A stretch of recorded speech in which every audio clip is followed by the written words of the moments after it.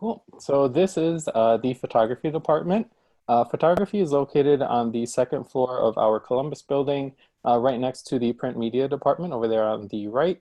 But this over here is photography. So this is the main space. We call it just the editing lab. And I'm actually going to go to the panorama view so we can look around a bit. So we do have classroom spaces for photography, but most of the time students are going to be spending their time in this space. Just because this is where you can edit and process all of your photos. But before I explain some of the technology that we have in the room, I'm just going to talk a little bit about the course pathway for photography. So the photography department is one that has a lot of jumping around in the way that you're going to navigate the different course levels. That being said, it does require some level of planning on your behalf. So the main reason I say this is because it takes very few semesters to be in the advanced level courses. But their prerequisites can be really specific. So this is because the courses can be focused in using a certain kind of equipment that might be discussed in your 2000 level classes. So they kind of inform each other that way. So if you are interested in photography and you want to do all 4 years or most of them in photo, you're going to be doing a lot of jumping around between 2000 levels and 3000s. It's not like a standard like first year 1, second year 2. It's really just pursuing different things that you're interested in. So some samples of different 2000 level courses are slow photo, medium format, color concepts, black and white, lighting fundamentals, and documentary practices. And then some 3000 levels are large format photography, intermediate individual projects, and topics in photography. So for topics in photography, it's kind of like our painting and drawing department in the way that the topics are all directed by the professors.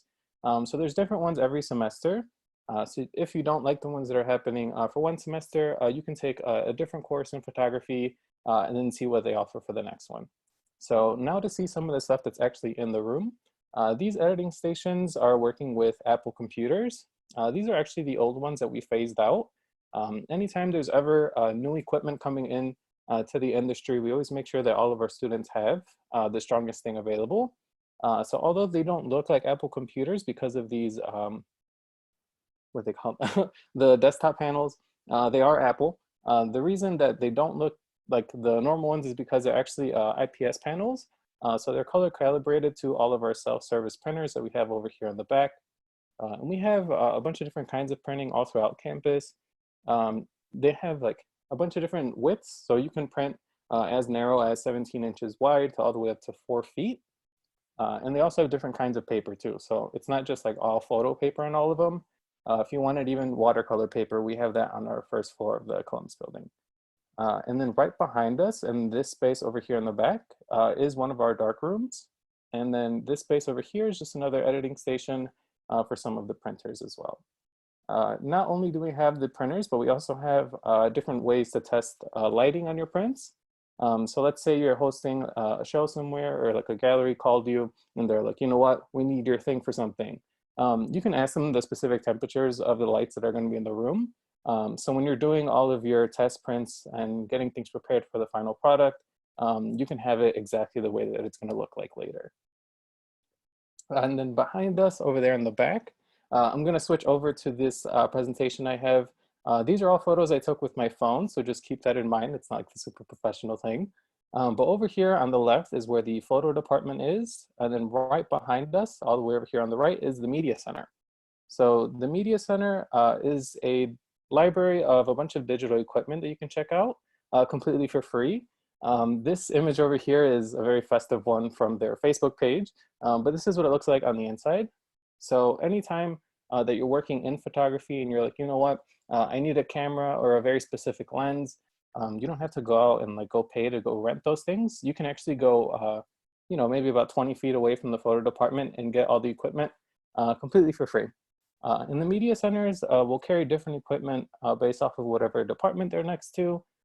So this one in Columbus is right next to photography, so it's going to have everything that you need.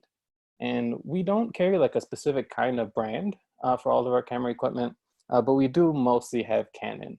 So if you're looking maybe to upgrade before you come to SAIC, I would recommend getting a Canon camera. But then again, if you don't have one, you don't need one for all 4 years. You can just keep checking them out from this center. So a lot of flexibility there. So that was the photography department.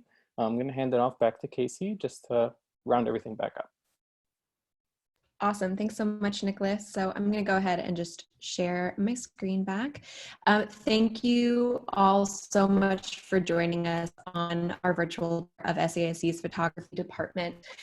If you have any questions, definitely feel free to get in touch with us, always at ugadmis@saic.edu. You can call us at 312-629-6100. And if you want more information about the school or about the photography department in particular, you can always visit our website at saic.edu. And for admissions information, you can visit saic.edu/admissions. Thank you so much and have a great day.